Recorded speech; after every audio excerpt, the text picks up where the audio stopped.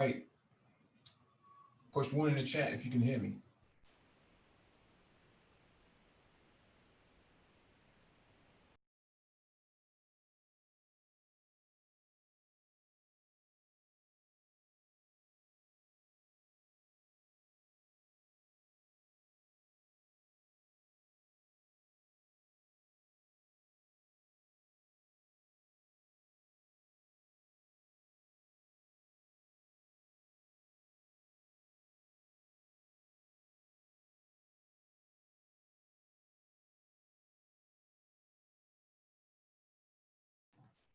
All right, got the confirmation. Thank you for that confirmation. Welcome back to the Black Brain Trust. This is episode 564. Black Economics. Please hit the like button as you come in, share the video if possible, and hit that notification bell so you get all the updates from the Black Brain Trust, including those posted on the community tab. The docket and description need the video for you to follow along with. If you want to engage in the discussion, there'll be a link in the chat for you to click on. When you click on the link, make sure you raise your hand so that one of us can acknowledge you and advance you to the panel. Just as an FYI, we are not certified financial planners. If you want a certified financial planner, go to cfp.net and look up one in your area. Let me grab that link.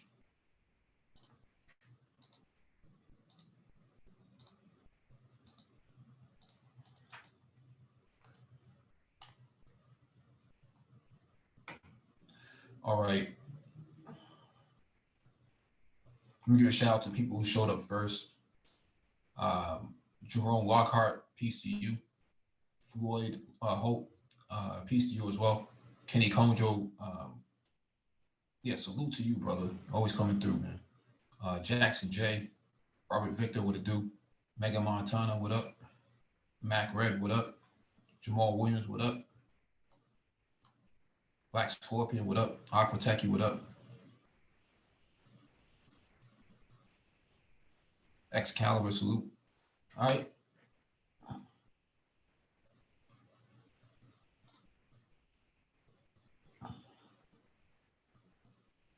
Let me get started with the first item on the docket, and then we'll get this thing going. Seen in the equity index, this incredible rally that we've seen, it's not surprising, is it, to see stocks down this morning? No, it wouldn't be surprising at all. I mean, we've had this for, ongoing rallies since April or thereabouts. So it doesn't surprise me in the slightest that we see a little bit of a pushback or even just a slight taking profit at this stage. So, yeah, I mean, broadly speaking, given the jobs data we've had, it was good.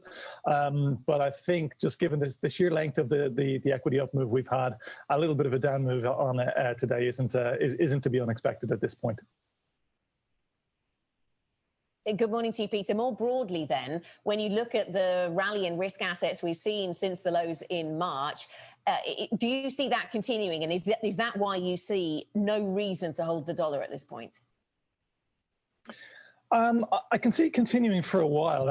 I don't think it's going to be. I don't think it's going to go in a straight line. Obviously, we've had a huge up move.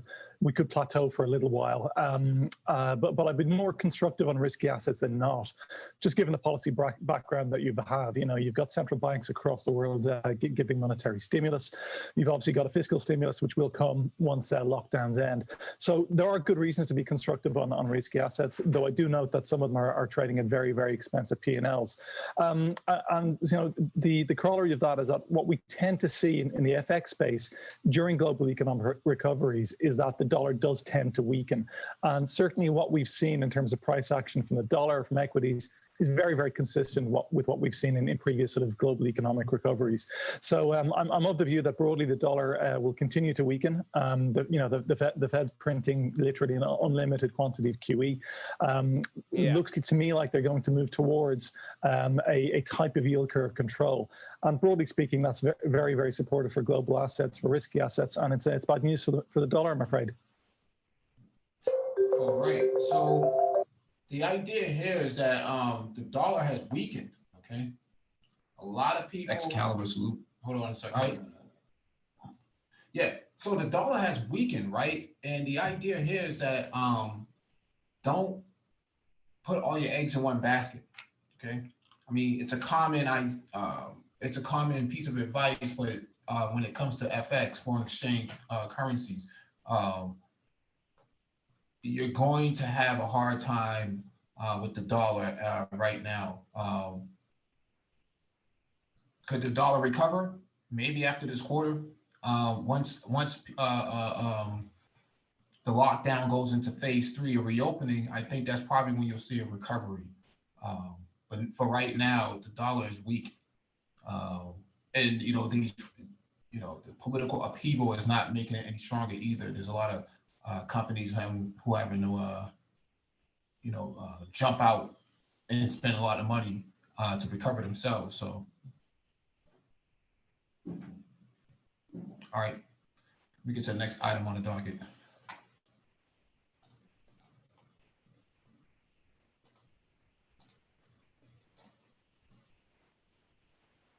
All right, this is from Forbes.com. Pentagon documents reveal the U.S. has planned for a Bitcoin rebellion.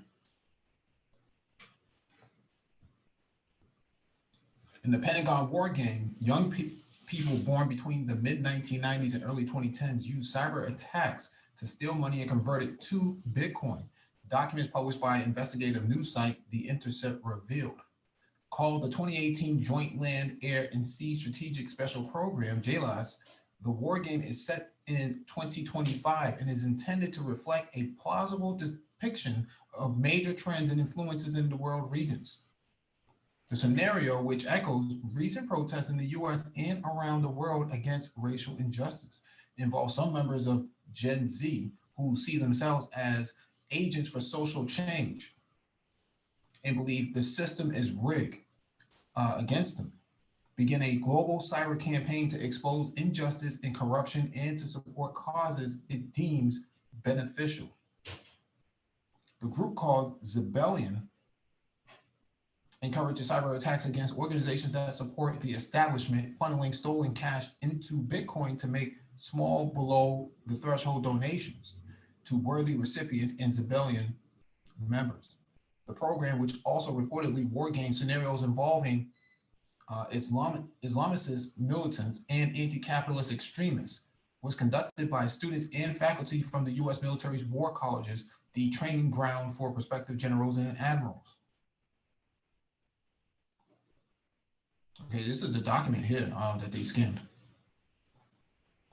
Bitcoin has increasingly been adopted by Wall Street and the world's biggest financial institutions since its 2017 price explosion, but remains a tool to fight government control. The Pentagon war game documents have been revealed after Florida Republican Representative Matt Gaetz called for the government to freeze the money of demonstrators after countrywide protests over the killing of George Floyd turned violent this month.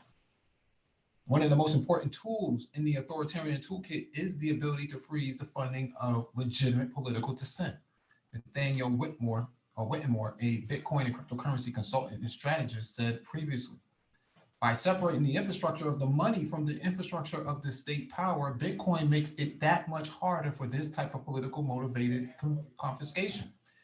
Bitcoin has seen a surge of interest in recent months due to the coronavirus pandemic and never before seen levels of government borrowing. In the wake of unprecedented central bank action around the COVID-19 crisis, it seemed like the most relevant narrative of Bitcoin in 2020 was as a hedge fund, a hedge against inflation, Whitmore said. It appears, however, that its capacity for censorship resistance might be just as relevant. So this is what they're planning out, okay?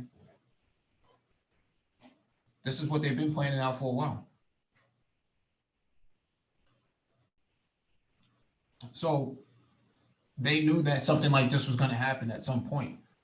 It wasn't a matter of if, it was just a matter of when. And so they've been planning out for this in the Pentagon.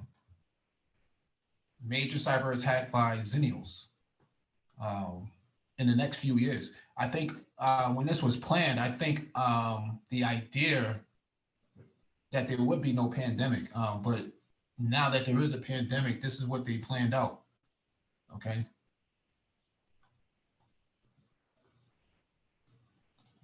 Stop this right here.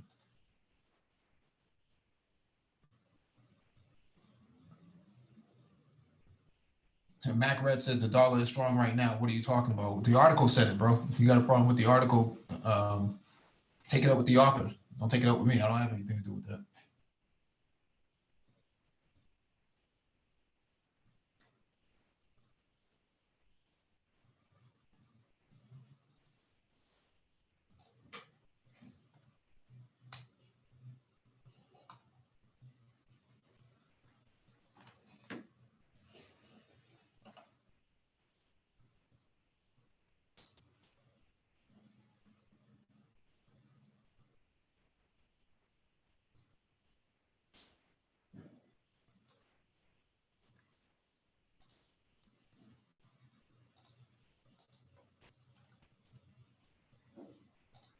All right, man, let me get to the next item.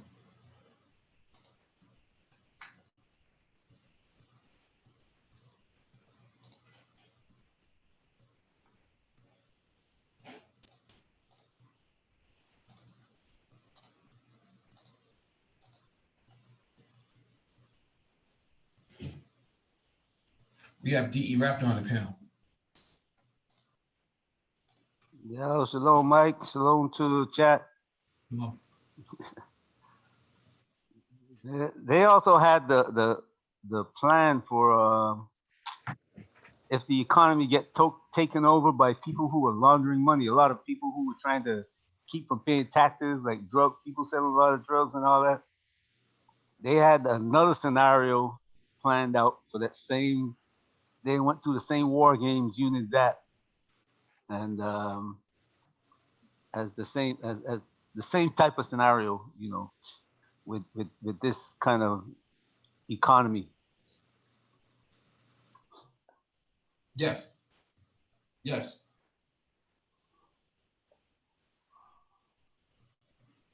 All right, let me get to this next item on the docket from barchart.com. Aunt Jemima brand retired by Quaker due to racial stereotype. I mean, what were they doing last month? Makes about 40 pancakes. Quaker Oats announced Wednesday that it will retire the Aunt Jemima brand, saying the company recognizes the character's origins are based on a racial stereotype.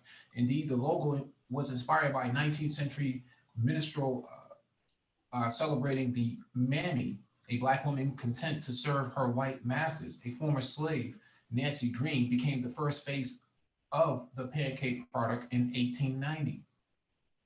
Jemima's downfall is the latest signal of powerful cultural moment unleashed by the Black Lives Matter protests, which have spread around the world and prompt companies to rethink policies from hiring practices to giving employees off for Juneteenth. This is also poorly written. The anniversary of the end of the slavery in the U.S. The company said they are reconsidering racial imagery in their branding. The owner of the Uncle Ben's Rice says the brand will evolve in response to the concerns about racial stereotype. Carolyn Sherman, a spokeswoman for the parent company, Mars, said the company is listening to the voices of consumers, especially in the Black community.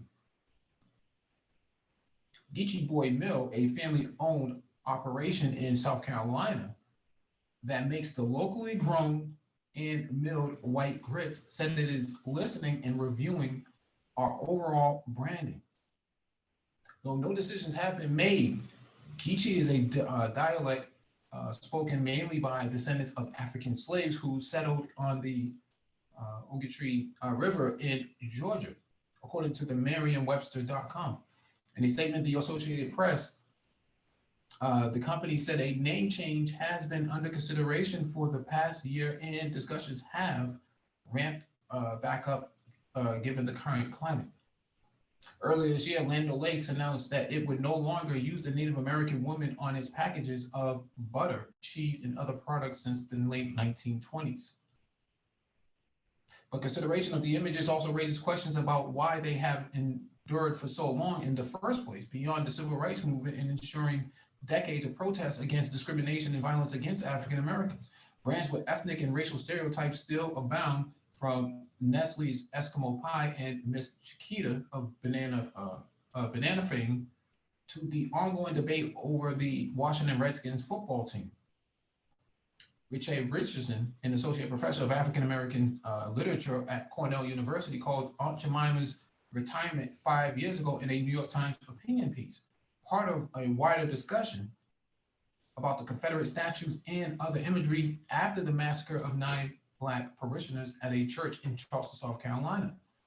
Richardson said Aunt Jemima epitomizes the dark comfort that some Americans take from imagery of Black servitude. So normalize that it's on their box of pancake mix. She said it was problematic that Aunt Jemima is such a ubiquitous symbol of Black femininity when there are so many real women who are icons on African American history. The question becomes, do we want to hold on to images that harken back to the past when Blacks were servants and expected to know their place? Richardson said people who are holding on to these symbols are almost suggesting that those are times they are nostalgic about. I don't think people intend to send the message or send that message, but at this time, we cannot afford to send mixed messages. Interesting. D. Rap, do you have anything you want to say to that? Well, my question in my mind is why they did it at this time. Because anytime in the past, they just put it on the back burner. Mm-hmm. But this time is that, you'll get people calling from the other side. When I say the other side, I mean the people who want to keep us in bondage. Saying, you know what? If you don't keep Aunt Jemima, we're going to boycott you. And these companies will back down. But now this protest is all around the world.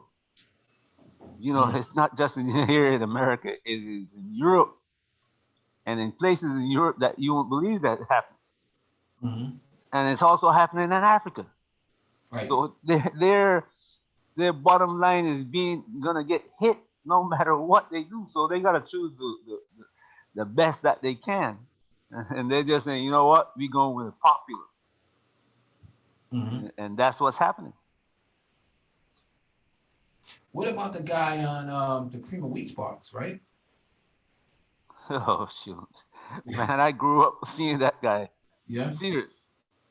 I'm from the Caribbean, and cream of wheat was a staple in the morning before school. Mm-hmm. All of those things should have been taken down. I mean, from the time countries got their so-called independence, they should not be allowing these caricatures, these portrayals of their own people to stand in their country. Even if you want to sell it in your own country, go ahead. We can't do you can't say anything about what you do in your country. But if you want to sell it in our country, you can't degrade us like that. But it has, it's gone on for my whole lifetime. Mm-hmm. And this thing started before my father's lifetime, his parents' lifetime. My thing is, where were the feminists, right? Where were the white feminists who supposedly stand as the vanguard to women's empowerment and emancipation? Where were they on this? How come they've been running around all this time with the hashtag Me Too, but nothing for this though? Look, that's a subject that I don't know. We if we're gonna deal with that subject, we have to deal with it in reality. And in my perspective, we have to deal with it from the point of view that feminism is not what we think it is. Because what we are seeing happen is that the Caucasian is coming up for a fall. I mean, you got to know country after country, power after power. You can go back, way, way back, and you see that they last for a time, mm-hmm. Then they're overthrown. Mm-hmm. And he has read history very carefully. That's how he knew. When he dug up history, he saw black. And he knew that it's going to come back to black. As it was in the beginning, so shall it be in the end. He wrote it for us. Mm-hmm. But the problem is, he's making it difficult. And since a lot of us don't read, we don't see what's going on. Knowing that he's going to lose his power, what he's trying to do, give women power. And guess who rules over women?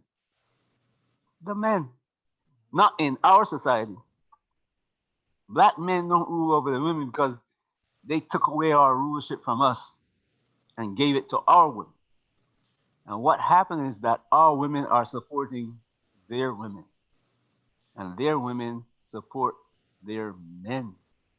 So, what should be like I guess if there was a form of reparations from Quaker, what should be the reparations for this? Right? It says it was in the image had been on the boxes for 131 years. So how do you, I mean that's almost as long as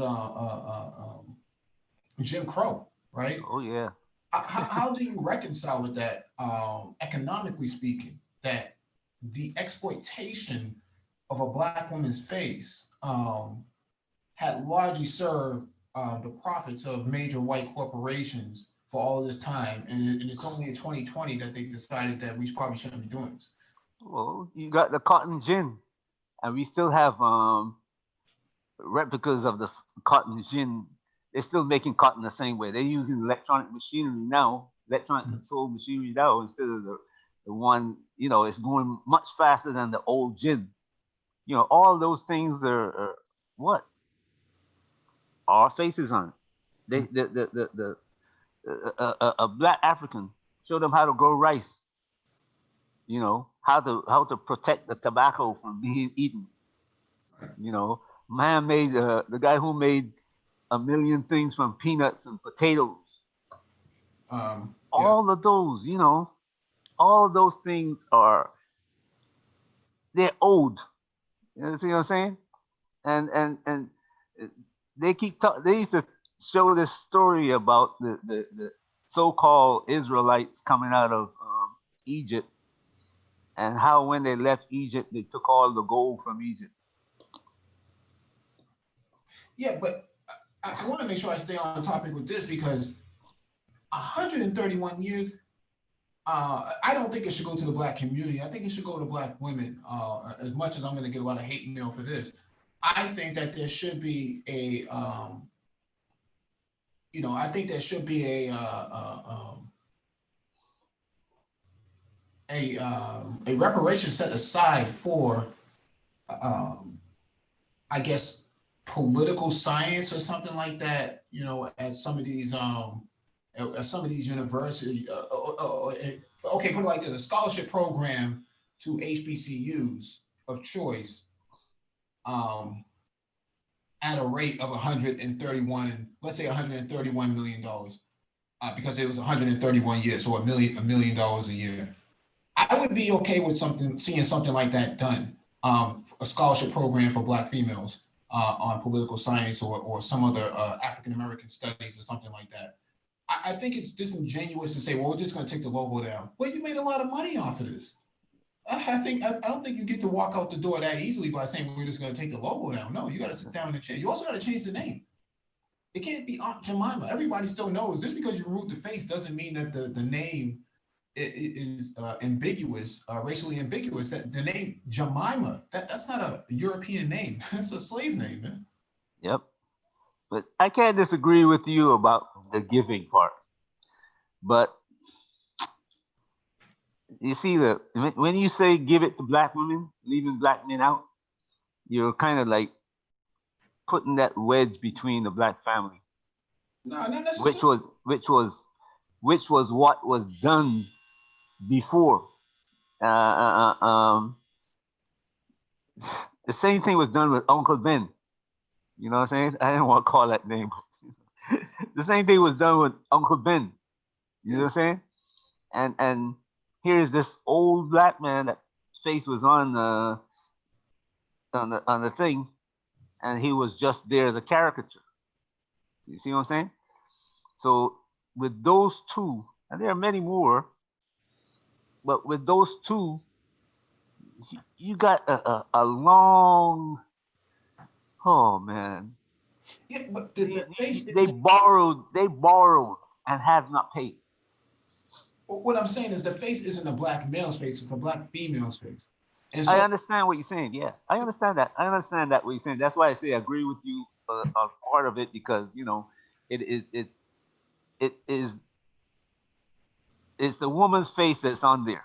yeah, But when those people look at that face, most of them are gonna see black, not just the woman, but it could have been a man's face there or whatever. They just see black. You know what I'm saying? It's like when they call to say a black man. You just see a black man with a gun, any black man. You know, that's the thing. That's when they look at us, they see they don't. It's not individual. It's all together.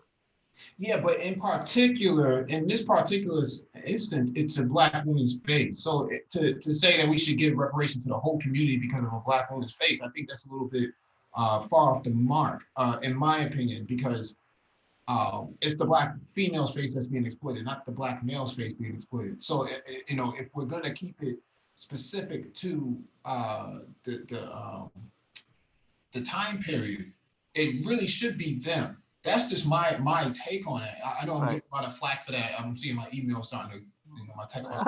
I can understand. I can understand. That's why I can understand why you're gonna get a flat because for the same reason I was just stating, men are gonna feel aggrieved because a lot of us gonna see it. You know what, man? What are you trying to do? They don't differentiate between, Yeah, but we have Uncle Ben, so we can work on Uncle Ben too. Is what I'm saying. We don't have to actually just say, well, you're not going to get anything, and that's just too bad. No. We have other places that we need to be putting pressure on as well. Uncle Ben and the guy in the cream of wheat box, and some of these other places like Huggies, putting black babies on there. I think that's a little bit exploitive as well. Yeah, I got you. I understand quite clearly what you were saying.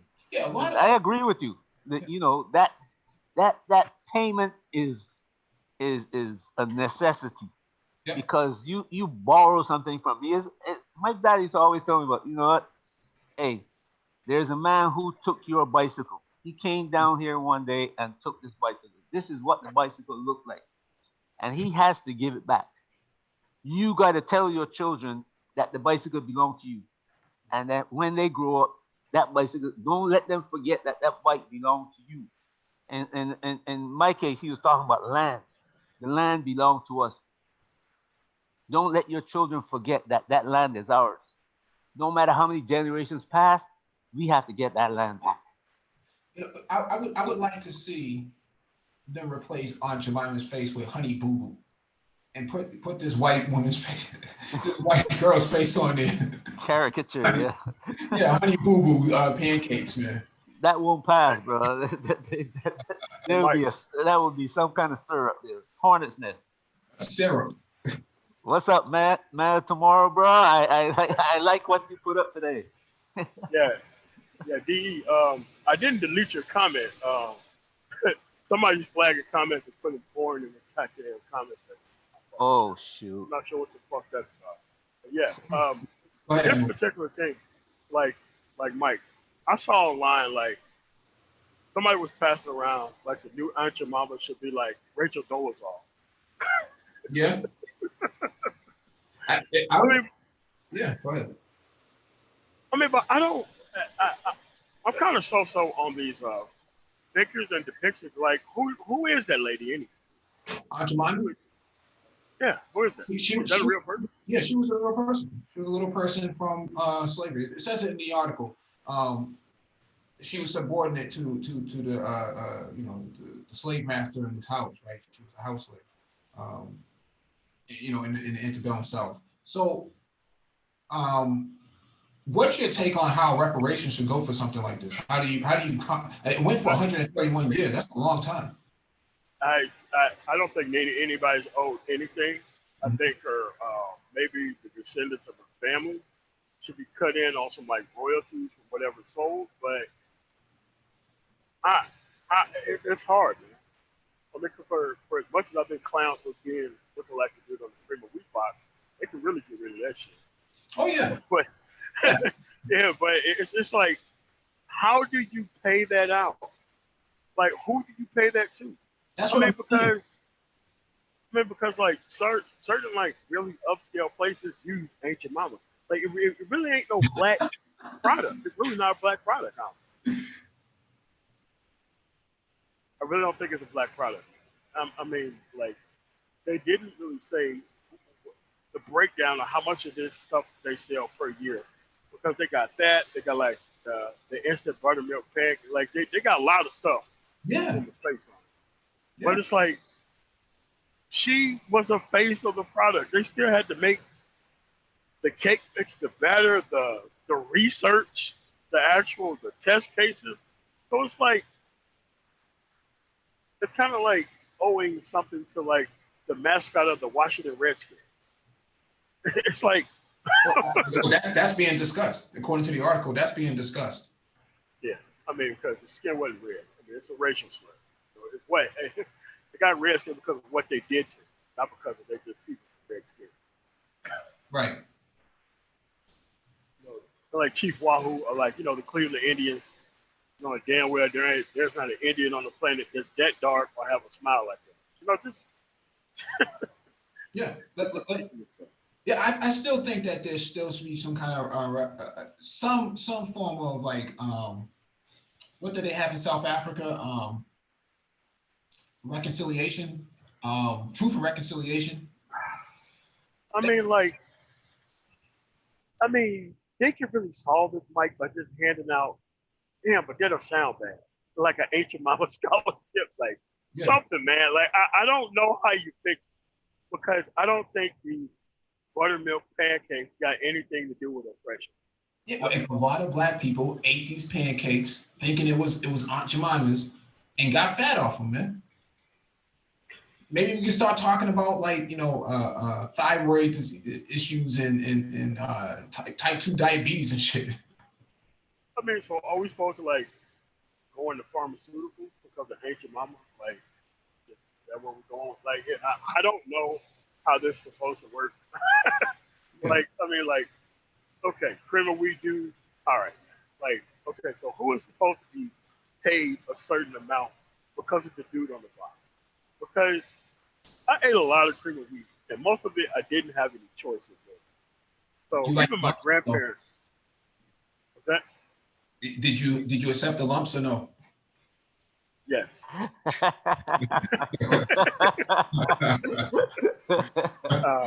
mean, was there with it's you. one of the worst products known to mankind. I mean, but oh my god. Oh man. I feel your MOT. Those lumps were bad. Yeah, you said I can't eat this. I can't eat that stuff, man. Let's go to Ernest Terry. Got his hand raised, man. Hey man, as an old time Mississippi boy, I used to love some Aunt Jemima, man. Oh really? Yeah. I don't know. I agree with Man Tomorrow. Maybe if you can find the descendants, reparations won't hurt. Yeah. If you can find the direct descendants, reparations won't hurt. But then you will have to search for famous Amos. You will have to search for Uncle Ben. Yeah, that's what I'm saying. It just opens a bag of, like, I understand giving to families. Deal with it. Fuck them. Let them do it. Yeah. I mean, trust me. It is stupid. But like if I owned the brand, I'd be like, man, look, we're gonna get y'all like a pack of now later, and y'all get off. Yeah. Keep this in mind, though. Quaker Oats. I think Aunt Jemima was from Chicago. Well, she was buried in Chicago. She lived in Chicago most of her life. Quaker Oats is based in Chicago, owned by Pepsi. Maybe they're just trying to get ahead of the game before their building get burned down in Chicago. Oh, it's not so much about brick and mortar infrastructure being burned down. It's about the branding from a marketing perspective. Your branding could be destroyed overnight if you're publicly traded. Oh my God, yeah, dude. Like, dude, listen. If I was a publicly traded company and I could use 0.1%, and that's billions of dollars over this ancient mama shit, Yeah. dude, I would put, I don't know who I would put on it, but That's what I'm saying. Pepsi Cola might be getting ahead of the game. yeah, To to cut this off just in case, because this seems to be the year of the blacks. We're gonna get a black VP. We're having black this, black that. People start talking about Juneteenth all of a sudden. Oh, I mean, yeah. So it's regime change time. That's what this is about. It's about regime change. yeah, man. You know, Yeah, like going down. people holding rallies in Tulsa for June. But I mean, I wanted to say something about this Quaker Oats brand, Yes, Aunt sir. Jemima. All right, so okay, Aunt Jemima is offensive, right? So they they cancel the brand per se. I thought they were just gonna take the picture off, but I didn't know actually they were canceling the brand. Okay, fine. They just call it But something else. yeah, but here's the thing. Let's go deeper in the rabbit hole. That dude on the Pilgrim, the Quaker that's on that Quaker Road box. Mhm. I mean, that dude, because I know history and I research history after high school, college, whatever. The Quakers was the biggest slave traders. They pretty much was the Pilgrims. They Right. had the most slaves of anybody in the United States history.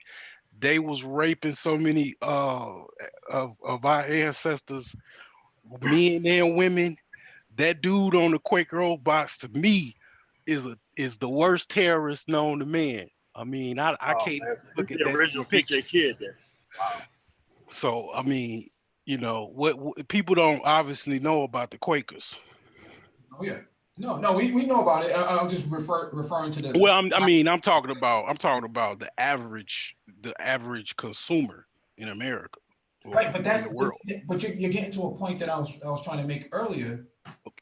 Truth and reconciliation is necessary for this because people don't, these things that they didn't take these boxes off the shelves last night, man. Those things are still up, man. Oh yeah. From what I saw this morning. So what I'm You saying, you might as well have Thomas Jefferson on the box selling Hey, oatmeal and all that. Because I mean that's the hey, way I look at that cat. he could be on the cream of wheat box. well, yeah. So I think they should put like I said, I think they should put Honey Boo Boo on there, man, for the next 100 years, man. We should just laugh at that shit, across that shit, man. Jeffrey Epstein. Well, I wouldn't go that. Oh, I yeah. wouldn't go that far, but I wish Art Newstall was here so he can kind of recreate this image, man. It looks perfectly like he did it himself. So, Yeah. who just came in here? Black Torch. You want to answer this? Black Torch, yeah. Yeah, when I first came in, I wanted to know who kidnapped Mike V and put him up there. Oh, shit.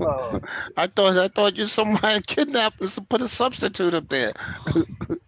Sound like somebody from B1, but okay. All right. No, I don't. If you got to do that, I want reparations for building Washington D.C. That's a little different, though. It's not a product. Washington D.C. Is not a product that's put on the shelf, man, and owned by. I disagree. You have tourists come there, they have revenue. They get yes, it is a tourist. It makes lots of money, and I still want my money. Okay, but what we're talking about right now is pancakes, man. I know. I'm just messing with you, Mike V. I'm throwing in a couple of jokes, man. I'm throwing it right back at you, man. All right. Iverson at the press conference. We're talking about practice. We're talking about pancakes here, man. Buttermilk pancakes, man. I can imagine how much sodium must be up in it. So, yeah, but we got to launch an investigation on Uncle Ben and the cream of wheat, man. We got some smoke for these people, man. We want our reparations on that too. Anybody know of any other products that got black male faces on it? There used to be one, man. Was it buckwheat? Oh yeah. Buckwheat. Yep. That one. Yeah. That's why I forgot. That unfortunate looking human being. Sugar, sugar Buckwheat. crisp. Oh, what's Super, that? super sugar crisp, man. You know that bear, the way he walked and talked. Yeah. You know that was a brother, man. Yeah, it had to You be. know, Lil Debbie's a terrorist, low key though too. Oh my God. Her and that Keela L, man, domestic terrorists, taking out loads of Don't forget Got Dolly. more diabetes from Lil Debbie's than anywhere in the world, probably. Oh, what was those? Yoo-hoos? What was that? That was that Yankee Doodles? What was that thing? Shoot, man, everything what the chocolate brownie, rabbit? everything. What? Yeah, the chocolate thing. What would they call it? Not. Oh man, No, it's you. Yeah. Yoo-hoos. Yeah, no, Yoo-hoos the drink. I'm talking about that chocolate thing. They used to spin. It's like a swirl thing. Oh, ho hos. Yeah, ho-hos. Yo, Hey, a lot of hoes got diabetes off ho hos. Oh yeah, so, Show for show. yeah, definitely. and man, Facts. so you're gonna have it so that way people are claiming like credit for the Kool-Aid Man and like all kinds of stuff. We really gotta put put a ceiling on this thing before it gets way out of hand. I tell you, man, you open the door for the R word, and people are going to just crash in. Mm-hmm. Yeah. Yeah. But shouldn't that happen though? Because for the longest time they know that they were doing this, and they shouldn't have done it. Shouldn't have been doing it. You know, and it was like they were rubbing it in your face. We can still do it. You know what I'm saying? So me on one side, I'm kind of like got what MOT says, but on the other side, I say, you know what, Mike, you're right. They should be facing the sword. You know what I'm saying? You said they'd be facing what? When I said the proverbial sword, you know, when you're walking on a sword, you gotta be very careful. Yep. And that's the way they should be being careful. You know, you when you selling a product like that, you can't be not well, you can't, but they did it. So you shouldn't be doing stuff like what they did and get away with it. 100 years, man. It's a long, long time. That's 31. generations. 31. 131. Just as long as Jim Crow, man. Yep.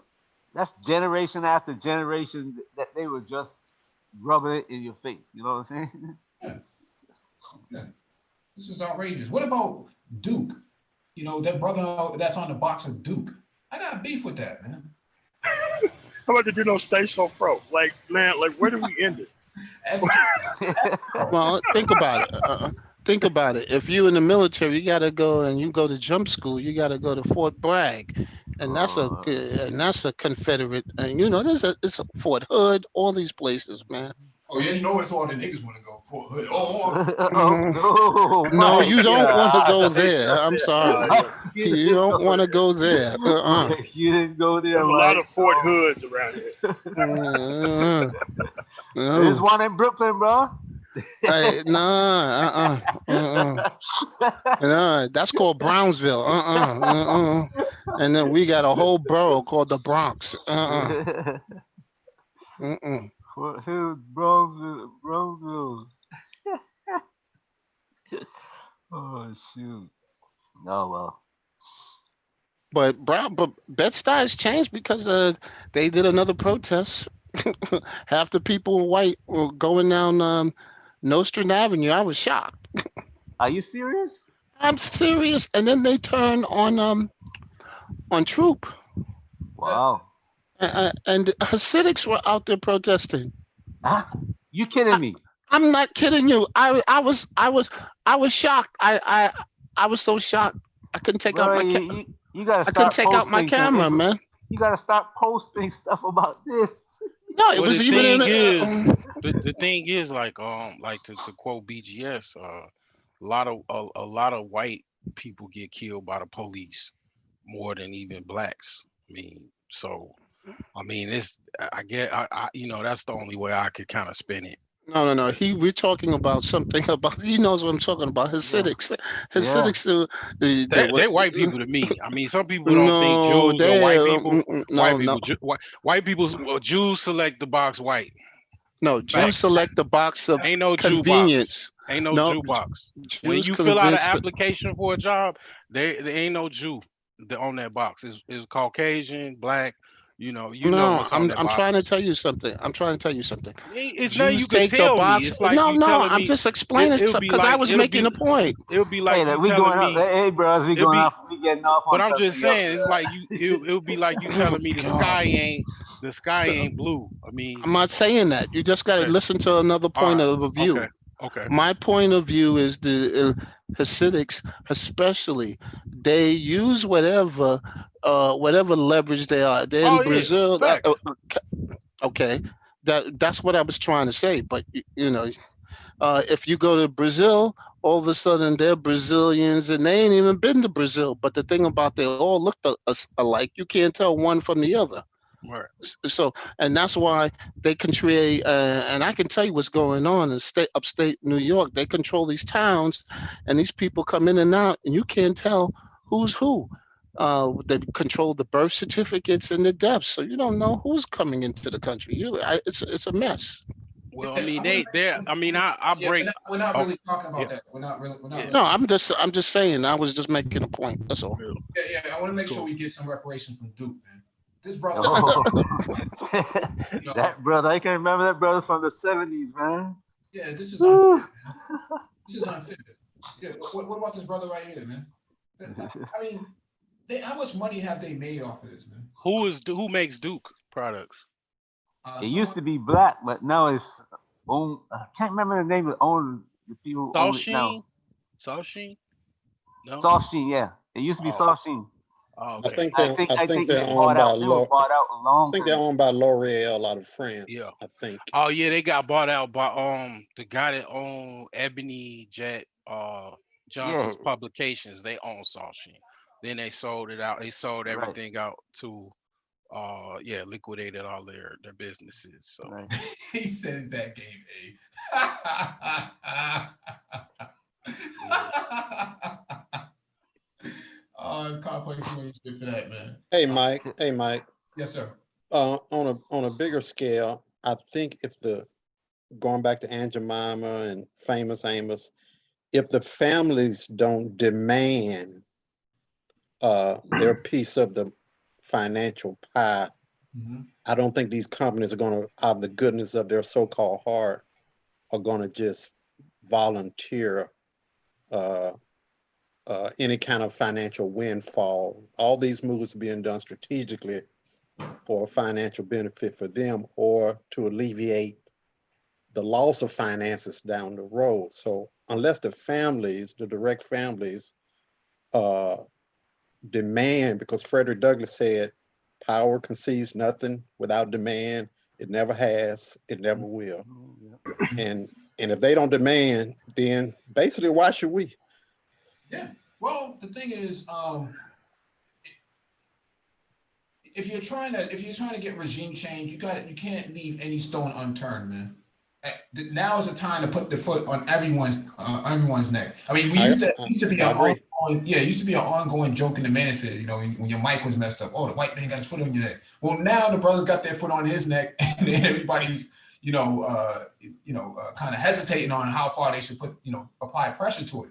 I'm saying put as much pressure as you can, man, until he fucking chokes for 8 minutes and 45 seconds, man. Just as long as they did for Floyd. So I still think it's a shot. I do agree that the issue will come. We seem to want to collaborate with other people for just our cause, and it gets watered down.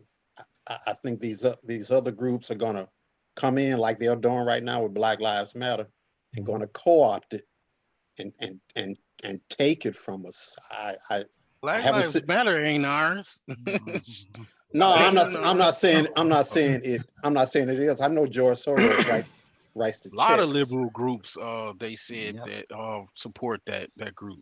I know, but what my point is that these we seem to have a benevolence to include everybody Oh when it, yeah, Yeah, that's my point. I don't think we included anybody. I think other people joined. I think that's the opposite. I don't think black people, put out on Craigslist, a want ad for more help. Right, but when they knock at the door, we let them in. That's my point. Well, because you need numbers. Right. You need numbers. Let me go to the next item on the docket. This is from Bloomberg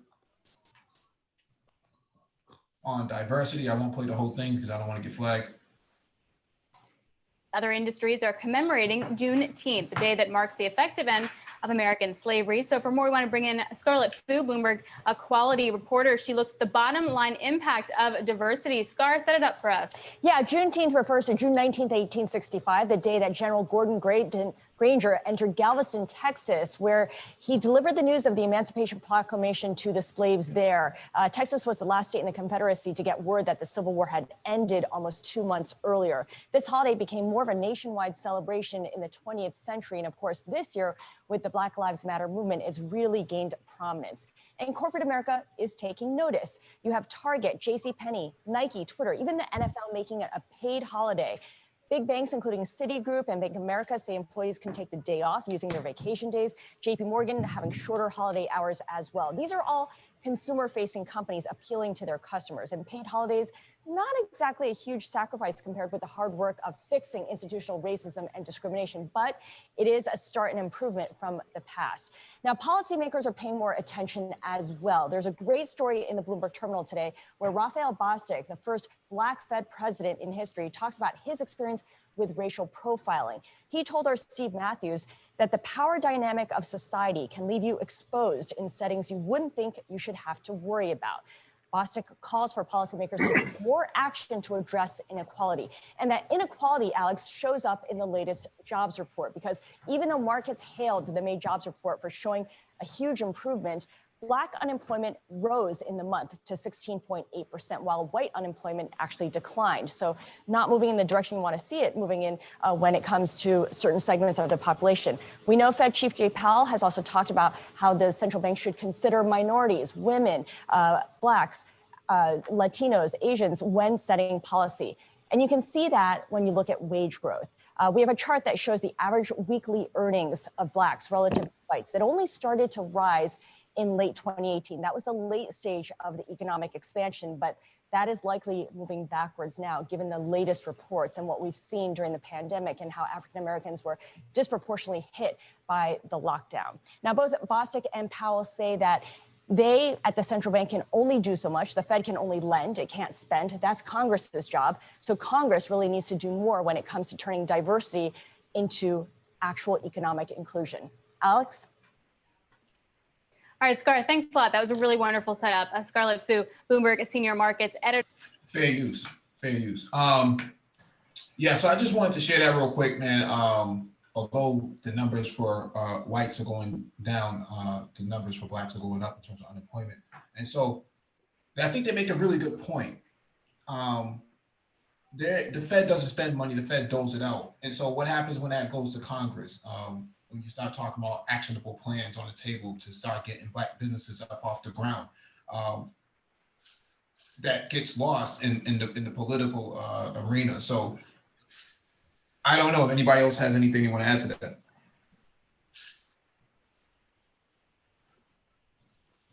Well, they start doing infrastructure jobs. Watered down.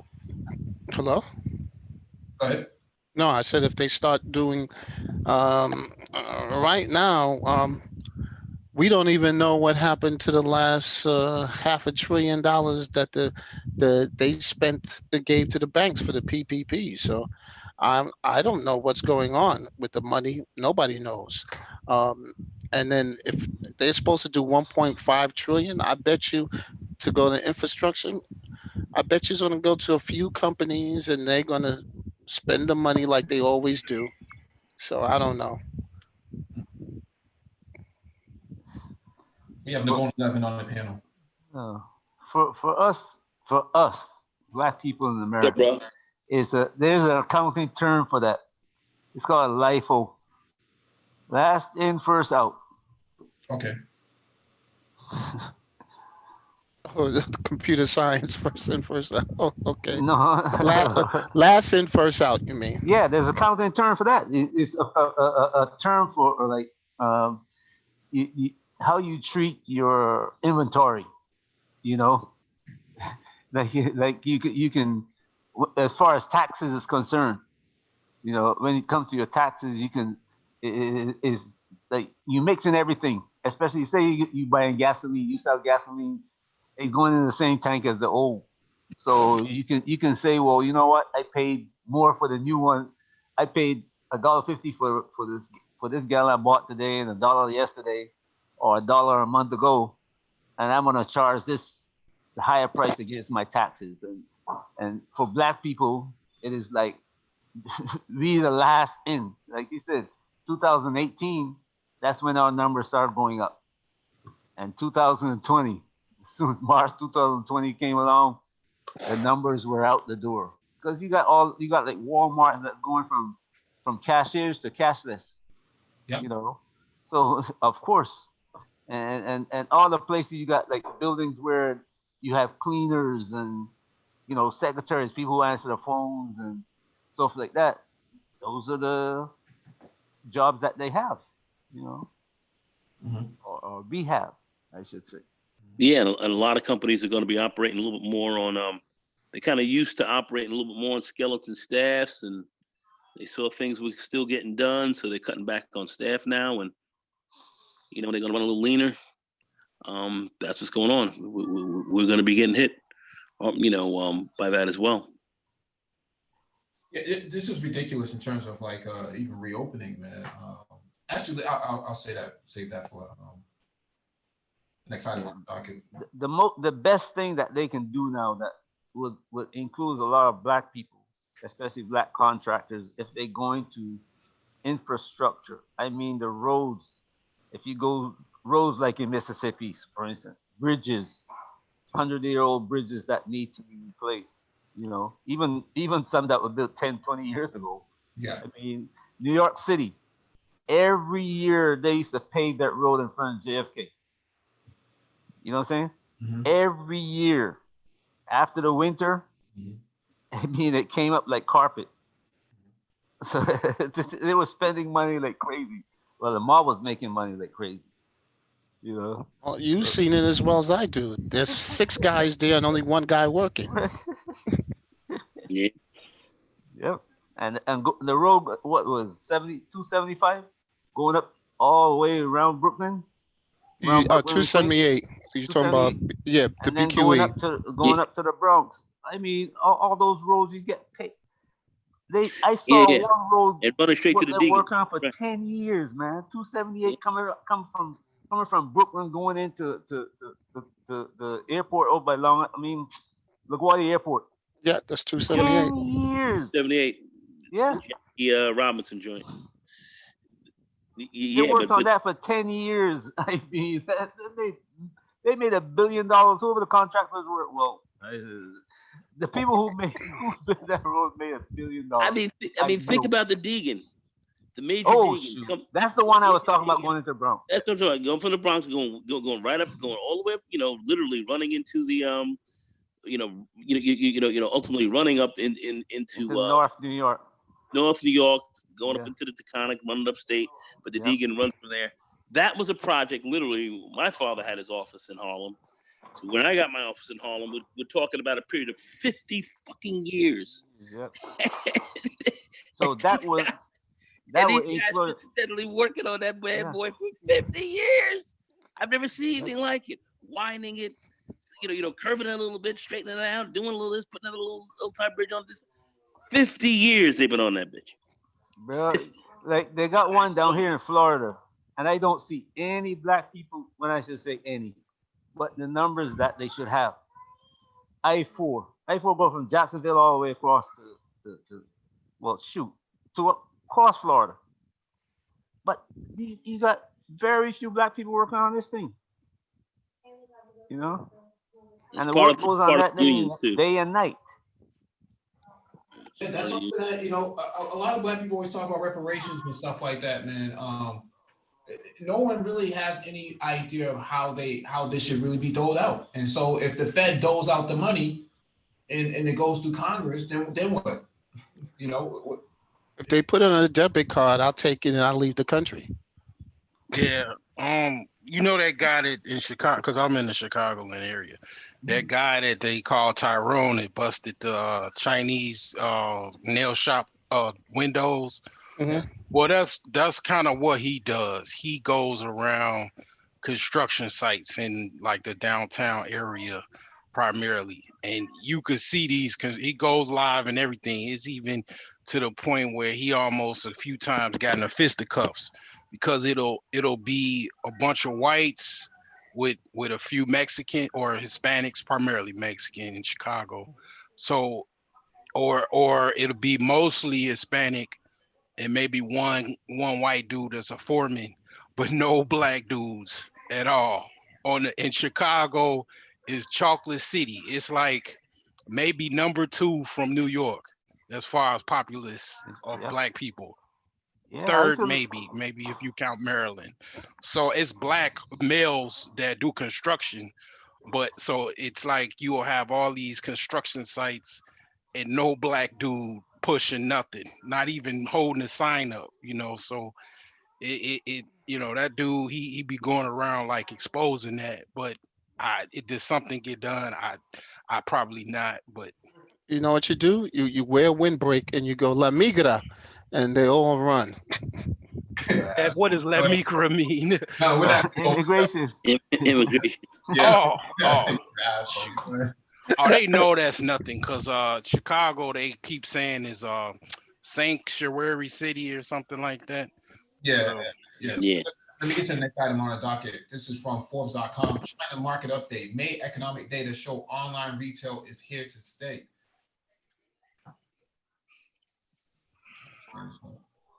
Asian equities mirrored the U.S. equity market.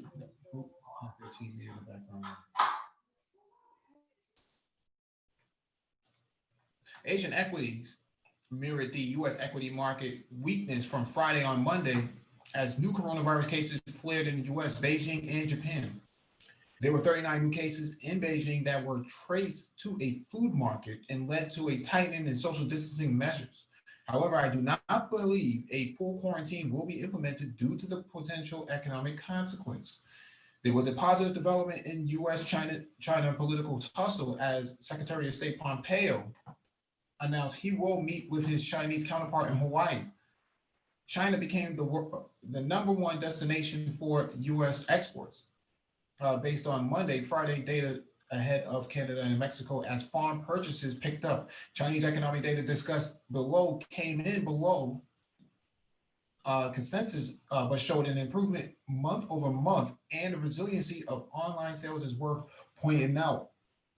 Hong Kong had a rough day with the ATM stocks. Volume leaders Tencent, Alibaba, and Ding Peng all lower on the day.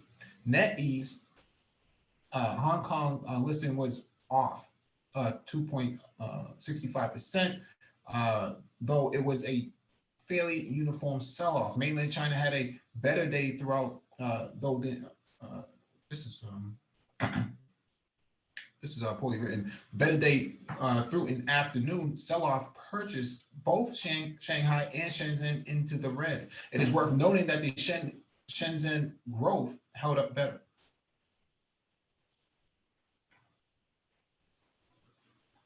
Yeah, I'll get to the point here.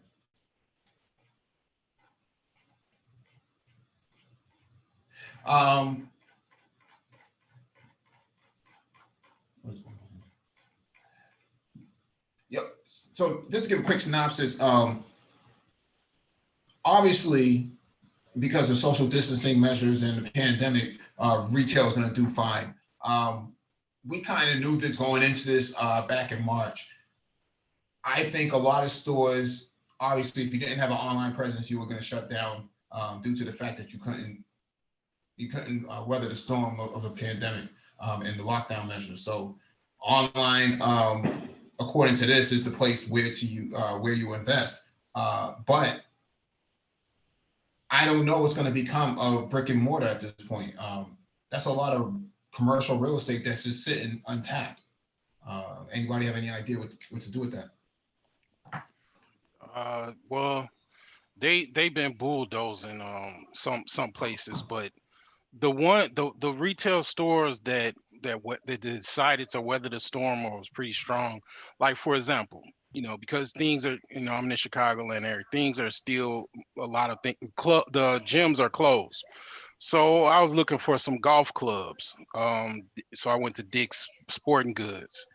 So it wasn't even any men golf clubs in stock. It was only women golf clubs.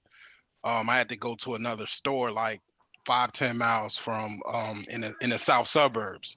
So it's like basically a lot of the stores people are shopping the like kind of medium tier upscale stores. Um, they are running out of stock on a lot of items. So people are slowly but sure. I mean, well, people are buying. People are are buying products, but it just a lot of stores are still not open. Restaurants primarily, gyms, and it's kind of rough on them. Oh, what happened to him? No, I just stopped talking. Okay. Yeah. Well, you can look at Asia to see what's going to happen here. And you see what's going on, say from Japan, for instance. You look at the box stores like Walmart. They took out everything, and you had 150 employees one day, and the next day you got 10 employees because you got computers doing all that work. They pull in the inventory. They even take the single inventory, taking one shirt out, pull the box down, taking one shirt out of the box, ship that box, ship that shirt, all the way to the time that they put the label for the shipping on. It's done by one machine. That's it. There's this one. It's like it following from the time you say, for instance, you check your bag in, and the guy take your bag off the conveyor belt and put it on your flight, and everything that conveyor belt direct your bag through 50 miles of trail all the way to the right spot that's got to go to almost in front of your airplane. That's what's going to happen in America. All the in between, all the people, the middlemen are going to get cut out. Even sandwich making, man, you're going to have a factory making who's making the bread. The bread is not going to go to another factory where they're going to put the cheese and the meat in it. The cheese and the meat going to put there. They're going to bring it to the machine, put it inside the machine, and the machine inside the Walmart or wherever the place might be. You're going to go in there and buy it. Mm-hmm. Shove your card in, make your selection, lunch come out or dinner come out, and that's it. Yeah. All right. This one is from NPR. Sorry. The rich have stopped spending, and that has tanked the economy. The wealthiest American households are keeping a tight grip on their purse strings, even as their low-income counterparts are spending a lot more freely when they emerge from weeks of lockdown. That decline in the spending by the wealthy could limit the whole country's economic recovery. Researchers based at Harvard have been tracking spending patterns using credit card data.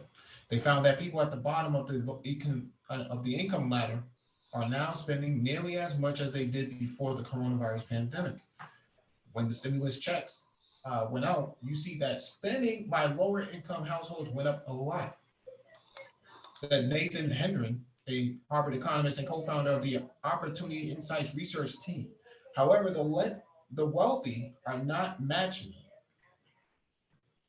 For higher income individuals, that spending is still way far off from where it was prior to COVID, and it has not recovered as much. Henderson said that's potentially crippling because consumer spending is a huge driver for economic activity. In fact, so much of the country's economy depends on shopping by the top income bracket that the wealthiest 25% of Americans account for fully 2/3 of the total decline in spending since January.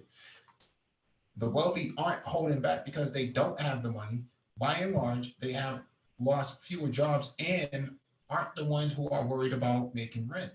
They have a lot of discretionary income, and before the pandemic, were spending a significant chunk of that going to nice restaurants, the theater, or traveling and staying in nice hotels. Those are precisely the things that have been off limits since the coronavirus hit. That makes this very different from an ordinary recession.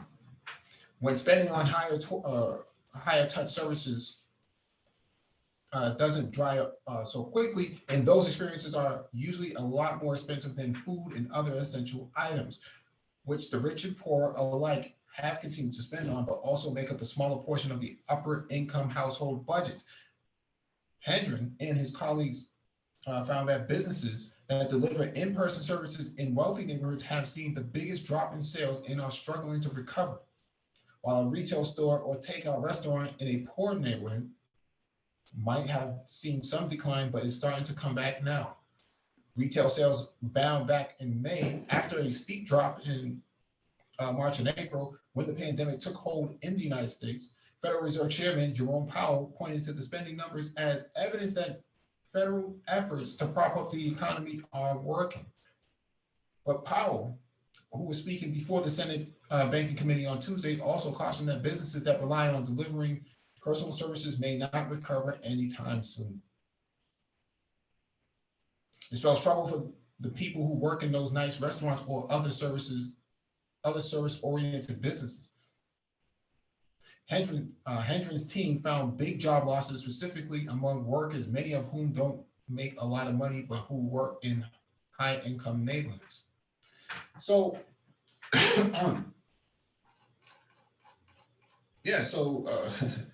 most people who are in that six-figure and up bracket, they're not actually interested in spending money. They just don't. The places that they need to spend them, that they typically would spend their money on, aren't open for them. So it makes sense.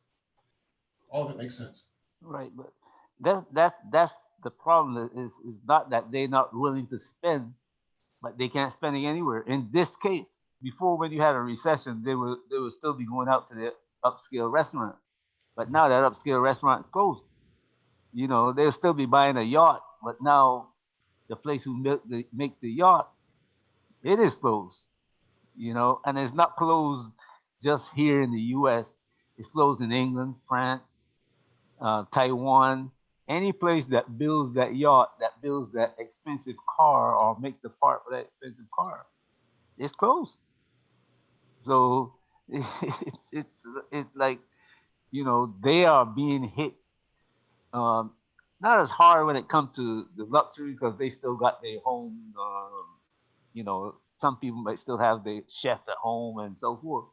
But a lot of those guys, especially the guys who just make a million at Goldman Sachs or Bank of America, he remembers what happened in 2008, 2009, 2010 when he went home with his bag, with his box, you know, computer and his, I don't know, few knickknacks in it, not knowing if he's going to get a job again. So a lot of those guys are seeing the writing on the wall, and even though they get rid of the things that they know, you know what, this is costing me 30 grand. I don't want it. You know, my kid's not going to school, so I don't have to spend that 60,000 for college tuition. You know, I don't have to buy a car, but I can't buy a car. So the spending is not there. The poor people now are the ones who keeping this economy going. The guy who is going to the store every day to buy a T-shirt for $5, or he's got to buy a suit for, you know, $500. Those are the guys who are keeping this economy going. because they're the people who go into the car dealership and buying a car, because the dealership is offering zero, down payment and zero interest, and 10 years to pay for the car. So, I'm starting to notice car dealerships closing in my area. I just drove past one today that's been open for over 30 years. Ford dealership. They're closing them down, and now my niece, well, I call her my niece, but I have a cousin out. He's out in Arizona, and he just bought her a car, or she actually was able to purchase it herself. He gave her money for the down payment on it, but they're taking these lease notes out now to something like what was it? 72 months? 50 months or some shit. I'm like, what the fuck? Some 6-7 year joint, and I'm sitting and they're doing whatever they can to keep these cars going. Right. The bank playing with them, and and then they're dropping these loans out here long. I mean, her payments are low, like $200 a month, but 72 months. But yeah, something crazy like it's crazy like that, And I think she put just about $5,000. I think she had two of her own. He gave her $3,500. So, she's got a car, but I don't know, 70 months. Yeah. So anyway, but that's what they're doing. That's what they're doing. The dealers have to get those cars off their lot, because if the car is on their lot, they're being charged at interest. General Motors and Ford and all that. They say, we want our money. You got the car, we want our money. And the banks are not giving the dealerships any money. I saw an article the other day saying, hey, banks are closed up shop when it comes to car dealership. Yeah. So they're not getting any money to finance that car lot that they have. So they got to get rid of that car. Once they get rid of that car, now whoever owns the lease, because there are companies who buy the car, and then somebody buys the car, and then you have a lease agreement with that person who buys the car, and then you when you bring back the car, they sell the car to get whatever value is out of it. But Ford don't. But in some cases, Ford might own the lease, but they turn around and sell it, just like how in the 80s, but this increment of ownership that they did with the housing, and a lot of people lost a lot of money. They're doing the same thing with cars with these leases now. Right. So you're seeing a lot of problems creeping in because of this thing, and nobody's paying attention to it. And we are. We are. Well, we are. Yeah. But we talked about this. We talked about this before the pandemic. Remember the payments? People were behind on their payments. That was months before. That was last year. So. Yeah. Well, the car bubble, like the housing bubble, was definitely coming up because they were putting a lot of people in cars. People couldn't afford them. The model was exactly the same behind the housing market. And they were able to move a lot of inventory, but they were able to move a lot of inventory, but a lot of those loans came flying back to the bank, and then a lot of those cars were looking to get repoed, and they were having to grab a lot of these cars again and wholesale them out on the back end, and the bank's taking some level of a loss. So that was definitely happening. In the chat, Kareem Austin says Foot Lockers are doing pretty good. I don't know. I would ask Nagona 11 about that. Was what doing good? He says Foot Lockers are doing pretty good. I said, I don't know. I would ask Nagona 11 about that. Foot Lockers, no, they're shutting them down. In fact, my security company, we have contracts with I have a contract with Foot Locker. Yeah. So I provide guards there, and it's one of the businesses that I'm working, that I'm rocking with right now, and we're dealing with that. And Foot Lockers are shut down. I have 3 right now in the Bronx. As far as like it's just temporary because of the coronavirus. They're shut down. They're on the corona. They're not moving a lot of inventory. Some of them are. Okay. Some of them are coming up hard. They're looking at Foot Locker now is looking to shut down a certain number of stores.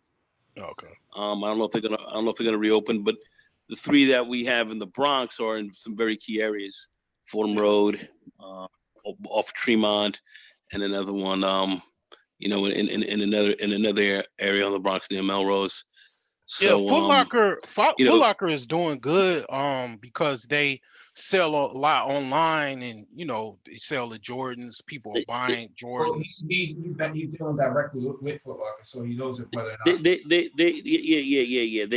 They sell online, but one of the Yeah. key things is you know, a lot of people, and especially a lot of people who they sell to, they come in and they buy a lot of sales that are right there in the store. So the Yeah. store and the walk-in store is a very, very, very big Because key New part of their York is business. New York is the epicenter. So, because like I work for IT Where do you live? support. I'm in south suburbs of Chicago. So Okay, well, we're talking about New York. So yeah, I don't know. yeah. I don't know what's going They're on with open. Foot They're Locker, open. Foot Locker is open here per in se over Illinois. there. Yeah. But over here in New York, where we have you know, some big shutdowns, Right, because and it's the like epicenter. Yeah. like this city Yeah. where the city is shut down, and you don't have a lot of people coming in, and they're trying to open up, but Yeah. you know, the governor and the mayor and them have been kind of tough on that. And just walking around a Foot Locker, and people walk around sneezing and coughing and everything else like that. And some of these stores are a little smaller. These are like, you know, these are pretty easy to get sick in there. I'll say that. Yeah, But because the company I work for, they are based out they haven't. of New York, and I just they're want to shut down. Yeah. I just want to say, yeah. So they're not. We don't really have a lot of Foot Lockers that are open here. So, you know, they're taking a little bit of a hit. You know, they. Oh They, yeah. you know, I'm just not gonna get into what's happening from the corporate side of where we haven't been fully paid yet and everything else like that. So there are some issues. Do I think Foot Locker will come through it and survive this? I believe that they will. I believe that they will. I do too. But you know, and every store or you know, every store, you know, they do have an online presence, so people you know, do look to certainly buy online. But one of the big things, and one of the big things you have going on in these stores, which move a lot of product, are you know, as you sit back and you see what's kind of going on, and you got a lot of resellers who come in, and the resellers are the guys who come right in on the specials, and they buy up a whole bunch of things right there, and boom, and they go out and they resell them online and everything like that. So it's a money making game, but wow. they come in and you know, they're a big part of business, which you know, I didn't really understand until I started to see this go on. But that's a big part of it, and that's why the store business is very profitable for them. So you know, so they are losing some market share. They are getting hit. But I think, you know, that they will that they will survive this, because they do have an online presence which keeps them going, which doesn't shut them all down. But the stores being closed is definitely in big markets, big venues here in New York City, Manhattan, the Bronx, Brooklyn, big, you know, big hitters for them. Kids Foot Locker, as well as the regular Foot Locker stores, are shut down. It's hurting them a lot, you know, and they generate billions out of these, you know, well, not so much billions, but hundreds of millions of dollars, in these areas with issues. Right. So it's problematic for them. Go ahead. Yeah, I have to move on to the next item. Yeah, go. All right, this is from CCTV English, actually. Black-owned barbershop seriously hit by the lockdown. Let's hear what they got to say.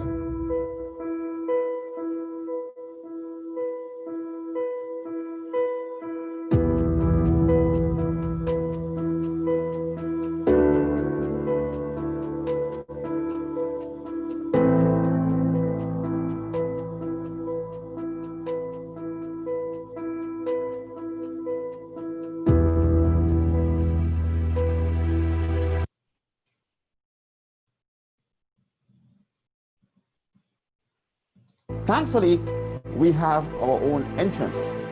If we didn't have our own entrance, we'd have to be closed too. And still, we're losing that too, because we're losing the clients coming from them. Because there's an entrance to the mall, and all I do is walk out on the mall, and I can do my advertising right there. But we don't have that anymore.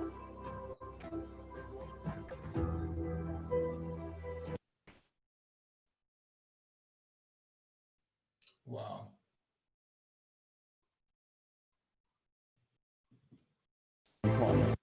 And nothing, to no avail.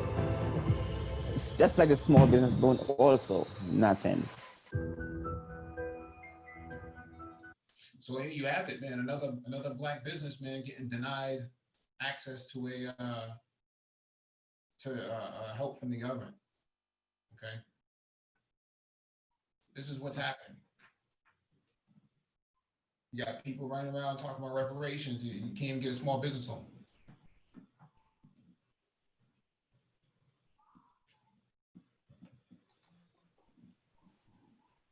My barber called me up. His name was Tyrone. He called me up and he's like, yeah, you know, God can come over. I can come over Saturday, man, you know, give you a haircut. I'm like, well, what do you charge me, man? What are we looking at?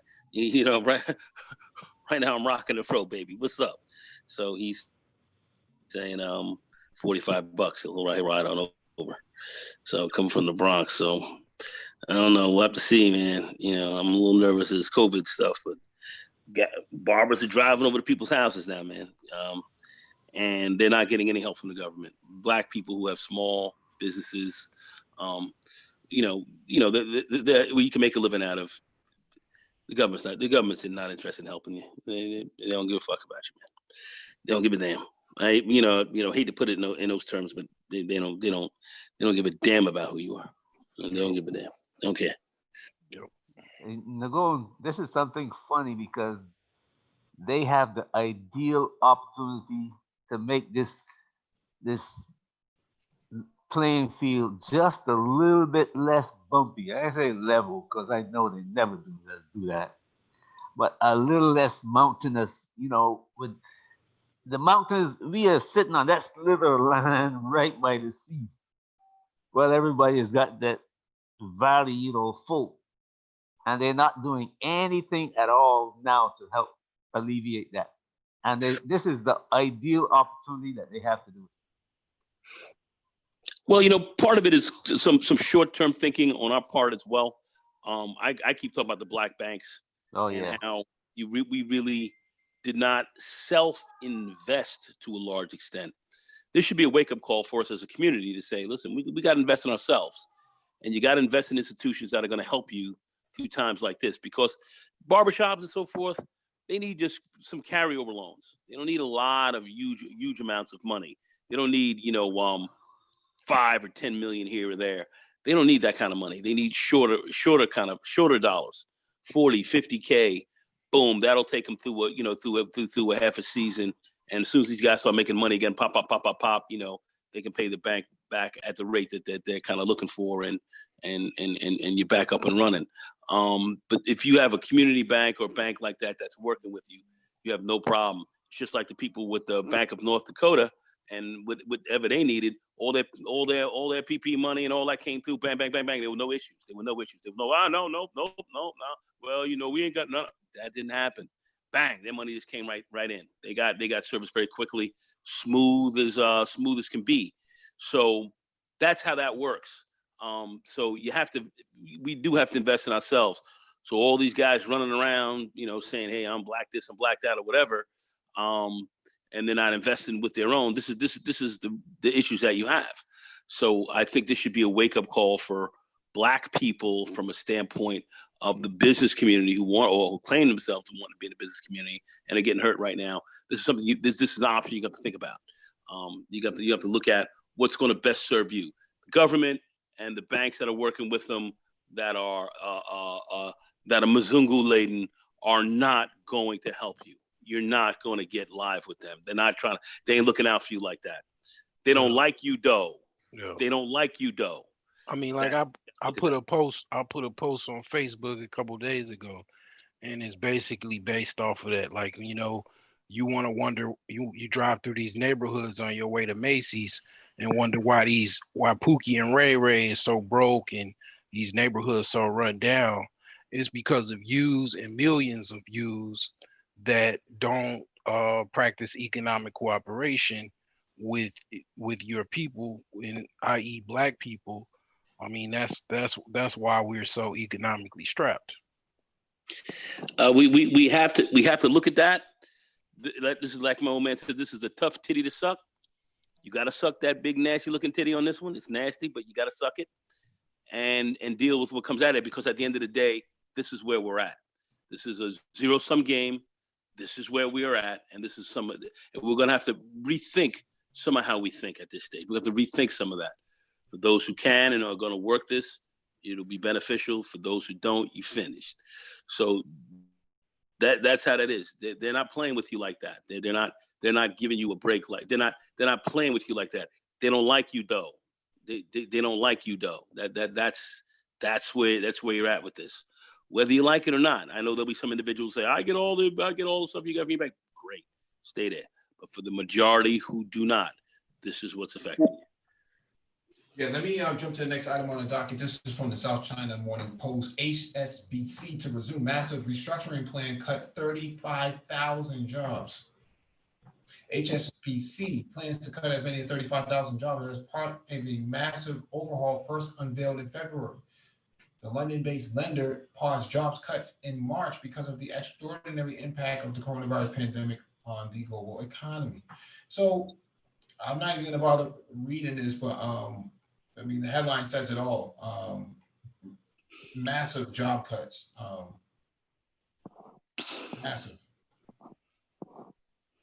Anybody thinks that we're not in a recession, you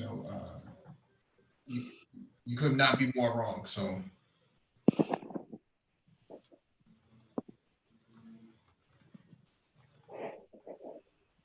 yeah, it's like BGS was saying. It's not just one black swan. And I'm paraphrasing, but it's like a flock of them. Okay, so you got one hand, you got the issue with Hong Kong, you got the issue with the Chinese economy, coronavirus, global coronavirus pandemic, economic downturns, on and on and on and on. All these different events that were just crashing, the markets and whatnot. And let's go to the next one from CNN.com. T-Mobile reportedly cuts hundreds of jobs following $26.5 billion Sprint merger. The layoffs hit Sprint small business sales units, a report says.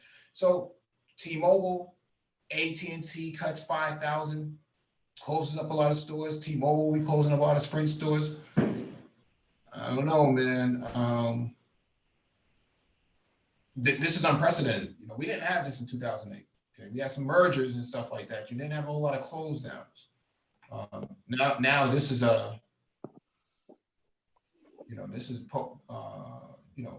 third quarter. You're in the third quarter now of a 10-year economic run, and you're already you're down money points on the board, and you don't have anything else to throw up. So you're going to put in your scrubs at this point. So point that I'm making here is that too many businesses in the last few articles are shutting down and not coming back. Online retail is here to stay, but your brick and mortar businesses, and if you didn't have an online presence before, you're suffering. You're not going to make it. It just shows you how vulnerable, your foot traffic's not there. A lot of stores that, that count on people coming in and sitting down and dealing. And from that perspective, you're getting cold hammered. Many of them could come back once things kind of get back to normal. But the question is how one can survive over that period, and that's what's got everyone kind of over a barrel. Right, So, like AMC. I mean, when is the next time people are gonna be gathered? A movie theater seat is like what, a couple inches apart, maybe not even that. I mean, I already saw the layouts for the movie theaters. I don't know if I would ever want to be one of those things. So you're talking about half the rows are going to be cut out. So I saw it this morning in one of the presentations. It's a disaster. It's a disaster. You have to go one way up the aisle and all these other. It's more like a two-way highway at this point, or like a street with a double yellow line. You can't go over the yellow line. So that's the way they're setting these things up. All these sort of chevrons on the floors, and you have to, you have to sanitize your hands before you come in there, sanitize your hands when you come out of there. I don't know if AMC can recover from this. The only way I can see AMC recovering from this is if they linked up with the NFL and the NBA for virtual games and stuff like that, put it on the big screen, a screen that massive with high definition, watching basketball at that level might give them some recovery. I don't see anybody. I mean, most of these production companies in Hollywood can go straight to digital anyway, so they don't even need to go to the movie theater.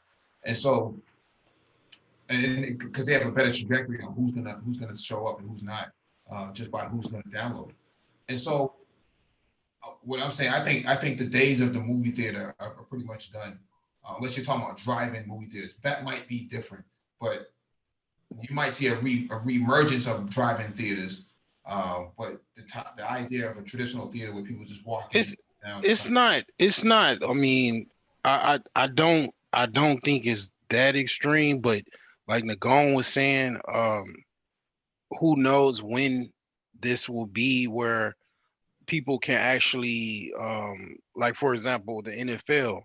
I mean, what are they gonna do about these season ticket holders? They have the same setup as a movie theater as far as the spacing between seats. So when is people are gonna open up things where people can do, of course they'll have to wear a mask, but are they gonna be able to sit that close apart? I mean, it just, who knows? I don't know. No, I seen the internal layouts for the Boston Celtics. Talked about that a few weeks ago. Was on a con call with them. I seen many some of these new exclusive setups that they have. The one I saw this morning, I think that's a disaster. I don't want to be in a place like that where only two people can go to the bathroom. I mean, imagine that shit, man. Wow. Two people go in the bathroom, two people go and get on the elevator. They have to stand. One has to stand on the opposite sides of the elevator. Oh no. It's such a huge disaster. Right. Huge, massive disaster. I don't think people really understand what's about to happen. Yeah. I mean, they're not gonna show up for those theaters if it's like that. If it's a long, because what you saying is like a math equation. It's like X unknown. Well, the unknown is just gonna be this long ass line for people going in the bathroom. Obviously, if it's just two people at a time. I mean, it's, and imagine you have children, children under 5 years old. I mean, they ain't gonna be able to hold that. Well, look at your stalls, man. Your urinal stalls, if it's one every other stall, and there's only two stalls in a bathroom. Yeah. That, like I said, man, what I saw this morning, I said, you all are crazy. Yeah. You think you want to bring people back in this capacity? You know what? I just had a flash, like a light bulb. In Morocco, they actually, and this is old way, like hundreds of years. They have a person that's in the bathroom that is like a concierge or a clerk, that they'll give you like a little napkin. They'll give you some cologne. Like you'll see that in certain bathrooms, maybe at a club or a nightclub or something, somebody there to clean up the bathroom and then give you like, I don't know, a mint and a napkin or something like that with some cologne, might sell you something. They really need to bring that over here, like have like a sanitary person just stationed in the bathroom to just make sure the bathroom is cleaned every 15 minutes or something like that. They already have that. They already have that now. They brought that back. So, in my opinion, I think you should get a citation for pissing on the floor, man. At this point. Yeah. Well, you already get that. Yeah. Well, I'm talking about internally in the bathroom. Where it says all employees must wash their hands. Yeah, they can wash their hands. Like I don't see that at Walmart. I don't see nobody cleaning no bathroom every 15 minutes at Walmart. Well, I'm saying for the more upscale, prestigious. Oh, okay. Venues, you're starting to see that come back now. Okay. And so, like I said, what I saw this morning, I said, this is going to be a nightmare, man. This is gonna be a nightmare. No way. The idea is you can only have 2 or 3 people to a bathroom with 20 people standing outside, man, pissing in their boots. That's not gonna happen, man. Yeah, that sounds kind of crazy. Yeah, and then not to mention the people with the people with health issues like diabetes, stuff like that. Yeah. It's insane. And just the way this whole pandemic here in the United States has been handled has been so ass backwards and so ridiculous. It's actually shameful. But the fact that we're even thinking about opening back up and now we're starting to see numbers starting to creep up again. So I think, in all honesty, people, I think we just got to get ready for round 2. Man, I'm gonna be real. Like, I don't really. Well, if you go on my channel, you kind of creep up on it. But my sister just died like two days ago. Like, passed out, had symptoms of the COVID-19. They're waiting on the autopsy right now. Like, funerals next week. So this is close to home, and it's like, yeah, it people still out kicking it, partying, like, don't even care. But I got tested, and I'm waiting for my results, man. I hope I don't have it, but good luck, because they're not telling people their results. So from what I know, so wow, it's getting crazy, because they don't want to report how many. I mean, we covered this on geopolitics, but they don't want to report how many new cases that they're finding. And so this whole setup of having hand sanitizers here, you have to come in with a mask before the theater. They have to take a temperature check, and before you go in. My barbershop, before you can come into the barbershop, they gotta take your temperature. You gotta sign in now. You gotta show your driver's license or state ID. They're contact tracing at the door. You can't wait inside. You gotta wait outside. Seats have to be sanitized after every single patron comes in there. And nobody can enter the shop until the last person leaves the shop. Dude, it's so crazy. I don't know, man.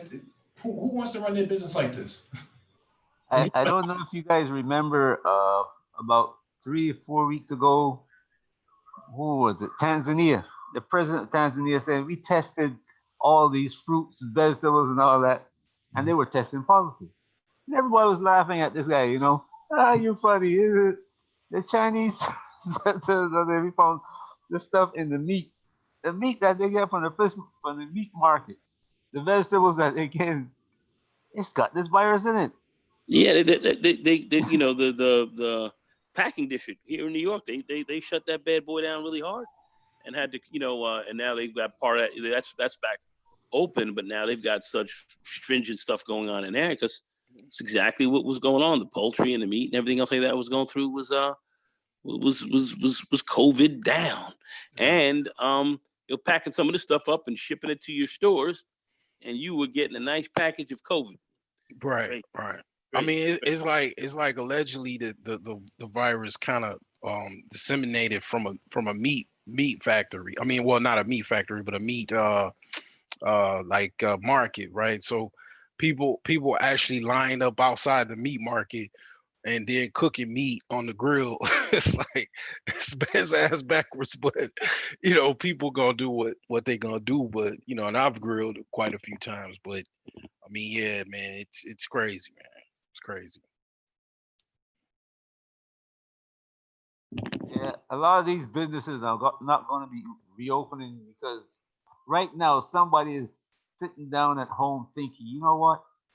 How can I do the same thing that person is doing from home? How can I open a business that's going to do that same thing? Safer, easier, cheaper, and a lot of these places are not going to reopen. Yeah, they already cut down because I do support. They already cut down like two team members of my team because we support like a big liquor company, and they said basically because the ticket count was down and it's not that many people that have been reaching out because they just probably don't want to really do remote support. They had to let somebody go, and then somebody else is leaving in a couple weeks because their visa is about to expire. So yeah, I mean, I shoot, I could be let go, but you know, things are up in the air. Well, better hope for UBI. All right, let's go to the next item on the docket from Barron's.com: how to tackle income inequality without raising anyone's taxes. Sorry.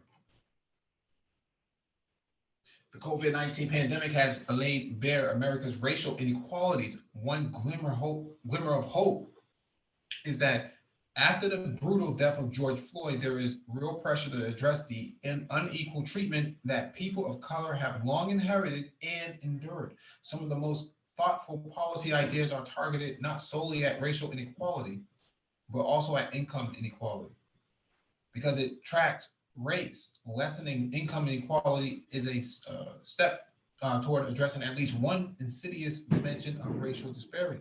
Universal basic income, popularized by Andrew Yang's presidential campaign, is one such idea. Federally funded and managed baby bonds, championed by Senator Cory Booker, are another. Both aim to give money to all Americans in a way ensuring that those who need it most stand to gain disproportionately. But while the motives behind UBI and baby bonds mesh well with long-held American ideals of liberty and economic freedom, they involve mechanisms that do not force wealth transfers, increase taxes, and more government involvement in individual lives. There is another way to give each American, regardless of race, color, or creed, access to an income stream. It would not cost American taxpayers anything, and as an added bonus, it would use the power of the free market to build a more inclusive society. Call it a universal fund. Each American 18 or older would be entitled to a portion of its revenues and have the ability to participate in its governance. The universal fund would require no government funding, no new taxes, and would not force anyone to do anything they object to. Like a sovereign wealth fund that invests on behalf of citizens, the universal fund would manage its investments portfolio on behalf of citizen shareholders. However, unlike sovereign wealth funds that rely on government funding to bring them into being and are typically funded by proceeds generated from public resources, the universal fund would be built by corporations and private individuals with initial seed funds, and government could play a role by making contributions to the fund tax deductible. Like a mutual fund, the universal fund would be a pooled investment vehicle, but unlike a typical mutual fund, Americans 18 or older could sign up for free to receive a share. They would receive a proportionate share of any returns generated by the fund and corresponding shareholder voting rights. The universal fund would be funded by private donations of stocks, bonds, and other assets from corporations and individuals who have the capacity, as well as financial and more incentives to donate. The fund would periodically pass through net returns directly to its underlying participating shareholders in equal proportion, and would be designed to grow in perpetuity. Fund shareholders would not be allowed to buy, sell, or bequeath their universal shares after death. Their interest would revert to the fund. Thus, the fund would continue to grow as donations are made. Returns from the fund may be modest at first, but would be expected to increase over time. The S&P 500 index's current dividend yield, about 2%, is on the low end historically. If we assume a dividend yield of 2.25% for the stocks in the fund's portfolio, and that almost all of the 227 million Americans, adults, signed up on a day one, a $1 trillion fund would generate a $100 for every participating shareholder each year, holding everything else constant. If we assume that only 100 million eligible Americans signed up, the fund would generate approximately $225 annually for each fund shareholder. By way of comparison, after starting small, the Alaska Permanent Fund, created out of the state's oil wealth, is valued at more than $60 billion and pays dividends of roughly $1,000 to $2,000 annually to each resident. The universal fund would be run by professionals tasked with executing only limited predetermined functions, which would mirror and support the overarching goals of the fund to provide a steady stream of returns and to promote greater democracy in the corporate sector. While the fund would not sell or trade any shares or stocks held in the fund portfolio, the fund could be designed to allow citizen shareholders to influence how shares held in the fund portfolio are voted. This would give real power to hold our large corporations accountable, not just to consumers, but also society as a whole.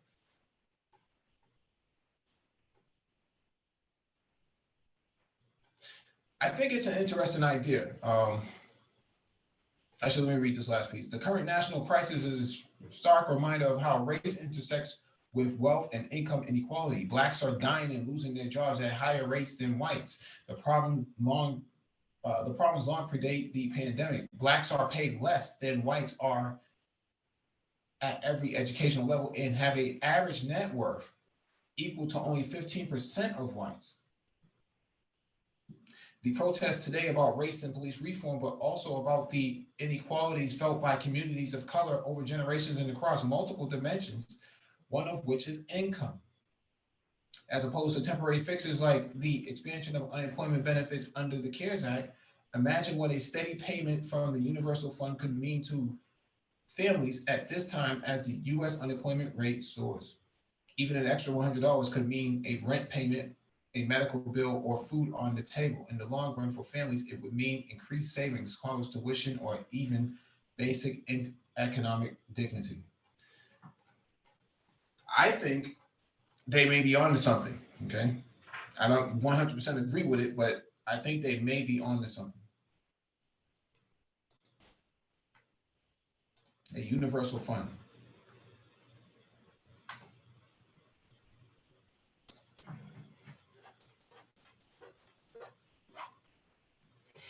All right, we jump to the last item on the docket.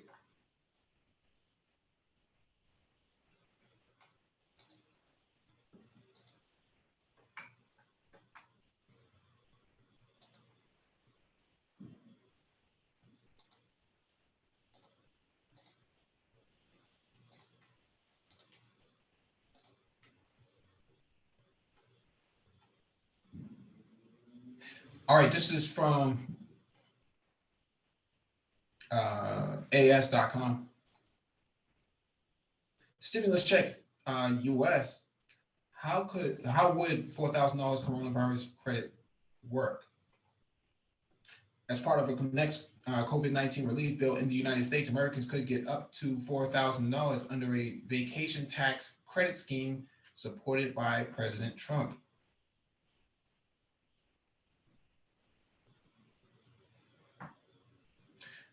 The tourism industry has been severely hit by the economic crisis brought about by the coronavirus pandemic, with financial specialist Forbes noting that the sector represented nearly 40% of the almost 21 million jobs lost in the U.S. in April. With this in mind, a proposed Explore America tax credit would bid to kickstart the industry and reward people for traveling within the states by allowing households to claim back 50% of their vacation expenses up to a maximum of $4,000. The credit, which the U.S. Travel Association says should apply to any expense over $50 on such things such as meals, lodging, recreation, transportation, amusement, or entertainment, would remain in force until the end of 2021. U.S. President Donald Trump appears to be a supporter of the plan, telling a roundtable held by the White House in May that a tax credit that Americans can use for domestic travel, including visits to restaurants, would be a big deal. An Explore America tax credit and campaign will do wonders to put America back on the path to prosperity. We applaud the president's support.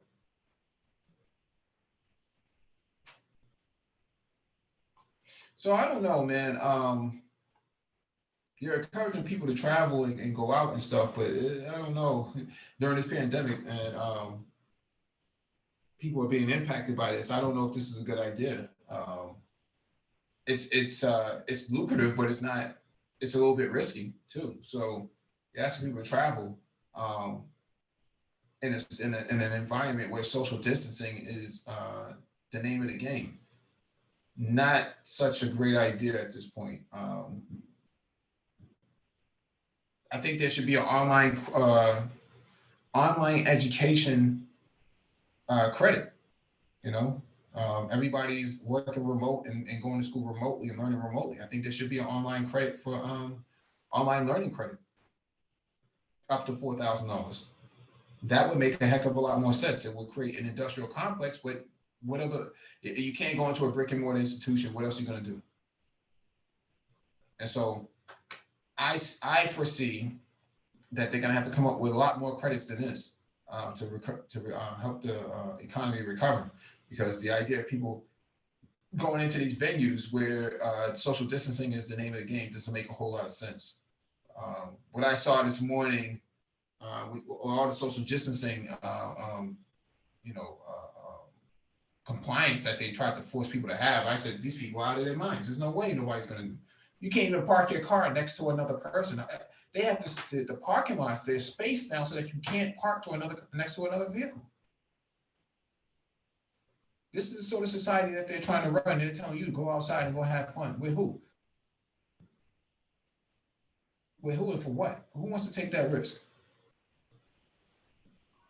Well, you can see as soon as they open back up. I mean, within a couple of weeks, as soon as the states open, here in Florida especially, as soon as they start opening back up, 2 weeks later, the numbers start creeping back up again. So that idea is kind of ludicrous, Yes. Unless you're going to drive from drive to Nevada, sit in front of say you live in California, you drive to Nevada, drive around the casinos, look at the lights, and drive back home. That's about it. You're putting people's lives in danger. You can't even go out to a restaurant because you got the same seating arrangement. Like you said, the parking. Well, here in Florida, I don't see that kind of parking. The seating arrangement. I mean, you had a restaurant that used to hold 100 people that are sitting. Now they can put in, 20? So how are you and your family going to get into a restaurant? Yeah. And most of the time, you're going to go out. You can't leave the children at home. Or it's kind of, it would be a good idea under different circumstances, like 2008 would be a good idea. But today, no. This is a totally different call for new thinking. That shows you how much new thinking the people that we have there can't think outside that box that the people who put them there set for them, or them they set for themselves. You got to represent my interests. You get some corporation that paid for your trip to Washington, and you got to represent their interests. And now things have changed. You don't have any ideas whatsoever, on how to run things. And people still looking at you as though you have ideas. That's the bad thing about it. I mean, I see you think every day. Right, and they don't have any idea. Exactly. All your facilities people that I've spoken to this week, even their management is struggling, their supervisors are struggling to really figure out how to go about this. That's because everybody went to the same school of management. This is the way you want you to do things. This cookie cutter, 1, 2, 3, 4, and you can't think outside the box.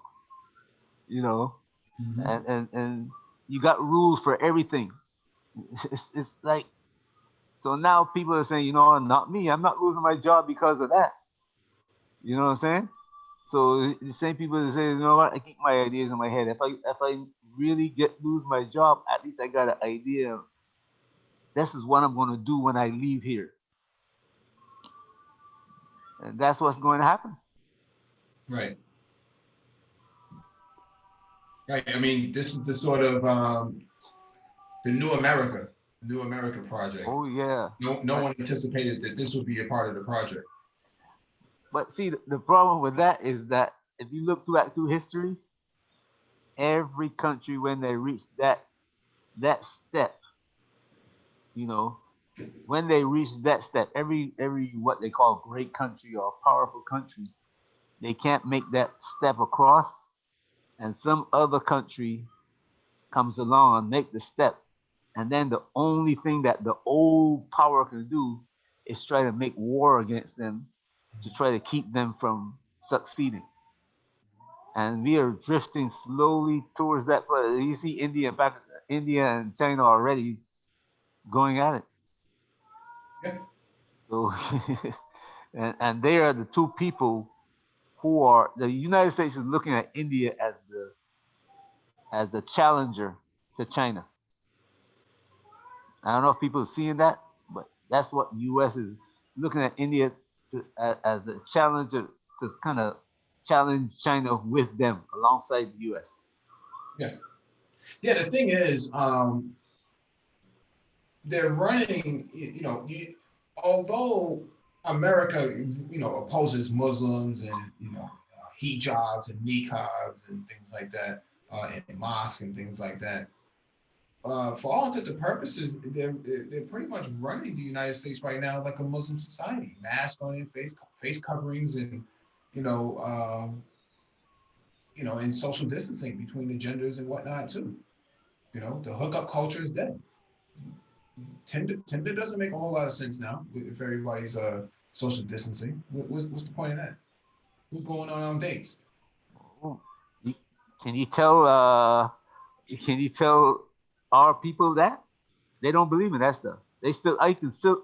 The other day, I as a matter of fact, I went out here the other day, and there's this one guy with these two girls, and they were all over each other. So if you know a person, that's one thing, but if you don't know a person, that's a different. Well, you don't really know a person because you don't know where that person went last night or 2 days ago. When she leaves you, unless you with her 24/7 or him 24/7, you don't know what is going on. So that culture is still going on. How do you think the people are making their money? The people who used to work in nightclubs, the strippers and all that. You think they're gone underground looking for roots to eat? No, bro. They're still out there. Yeah, absolutely. Absolutely. But I'm saying the way the United States is running right now is almost like Sharia law. Oh, yeah. At least the policies right now during lockdown is basically Sharia law. Be out right streets after a certain time, face coverings everywhere, get on a knee and kneel and say alhamdulillah. So well, I'm sure a lot of Muslim people are saying, you know what, this is the hand of their I don't know, working, to bring down the West. Right.